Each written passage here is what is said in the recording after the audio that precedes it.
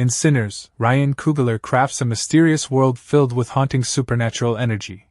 But one scene that especially stands out is when members of the Choctaw tribe show up at a Klansman couple's home, chasing a wounded and panicked man named Remmick. Jack O'Connell plays this strange character, and while the movie never spells out exactly why the tribe is after him, it leaves behind plenty of small clues.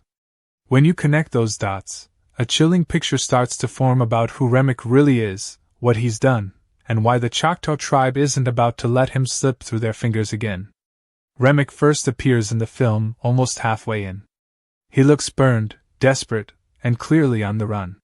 He shows up at a white couple's doorstep begging for shelter. At first, the couple is hesitant, unsure whether to trust him, but they eventually let him in. Their kindness might seem noble, but it's horribly misplaced. Just moments later, the Choctaw tribe arrives, knocking on their door, searching for Remmick. The tension rises fast. You can tell the tribe knows what Remmick is, something inhuman. Something dangerous.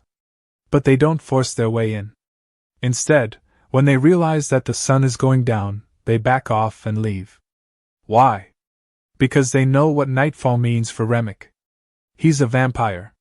And when darkness falls, he becomes almost unstoppable. The couple who tried to help Remmick are doomed. As soon as the tribe leaves, Remmick reveals his true nature, turning both of them into vampires. He then heads off with a terrifying purpose: to find Sammy, the young man whose voice draws him like a magnet, and to reach the juke joint run by Smoke and Stack. As the movie slowly unveils Remmick's horrifying backstory, it becomes clear that this man is more than just another bloodthirsty monster. He's something ancient and tragic, with ties to spiritual forces that go beyond simple horror. One of the movie's key themes is the idea that every culture has someone whose voice can connect worlds, a bridge between the living, the dead, and the spirits that linger in between. In the case of Sinners, that person is Sammy. His singing has the power to pierce through time, space, and even the barriers that separate different dimensions. This is what makes him so valuable, and so vulnerable. Remmick believes that by turning Sammy into a vampire, he can use his voice as a tool to reach his own lost family members, spirits he desperately wants to bring back. His obsession is not just about blood, it's about grief and longing, twisted into something dark and selfish. Here's where the Choctaw tribe comes in. The film implies, without outright saying it, that this isn't the first time Remmick has been drawn to someone like Sammy. Just as he was attracted to Sammy's voice and power, he likely came across someone from the Choctaw tribe with similar spiritual gifts. Perhaps a singer, a healer, or a shaman whose voice had that same divine connection. Remmick, driven by the same desperate goal, might have tried to possess or corrupt this person too. But the Choctaw people aren't easy prey. They would have seen through Remmick's disguise, recognized the danger, and fought back. That would explain why they were so prepared and why they didn't hesitate to hunt him down once again. They're not chasing him just because he's a monster, they're chasing him because they've seen exactly what kind of damage he can do.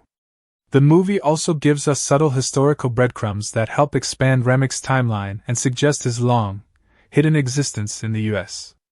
On Spotify, the official playlist for Sinners includes an About section with images of vintage newspapers, the Boston Daily Journal from 1911, the Clarksdale Herald from 1924, and the Chicago Daily Times from 1932. Each front page features mysterious and tragic stories involving figures who appear to be linked to Remmick and the supernatural chaos he leaves behind. It's not just a creepy Easter egg, it's a map of his shadowy presence in America. From those papers, you can piece together a haunting theory. Remmick may have arrived in the U.S. on a ghost ship, an Irish immigrant vessel that drifted into the Boston harbor in 1911 with no living soul aboard. That's more than 20 years before the events of the movie, which takes place in 1932. If that's really how Remmick got here, then he's been moving across the country for decades, drawn again and again to communities with deep spiritual roots, looking for someone to help him reach into the afterlife. The Choctaw tribe likely crossed paths with him during one of those earlier encounters. Over time, they would have seen the pattern. Wherever Remmick goes, people vanish, darkness spreads, and spirits are disturbed. Their decision to hunt him down isn't random. It's rooted in a long history of conflict. They've probably tried to stop him before, maybe even wounded him in the past. But Remmick always slips away, until now.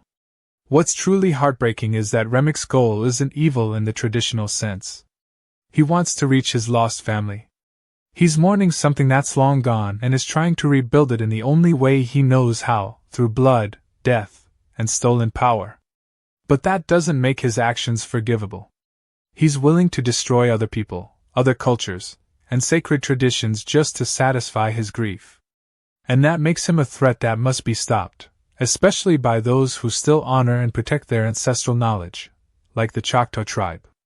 Their presence in the film is small but powerful. They don't need a ton of dialogue or screen time. Their silent tracking, their spiritual wisdom, and their refusal to let Remmick continue his dark quest show that they are guardians of balance. They're not just hunters, they're protectors.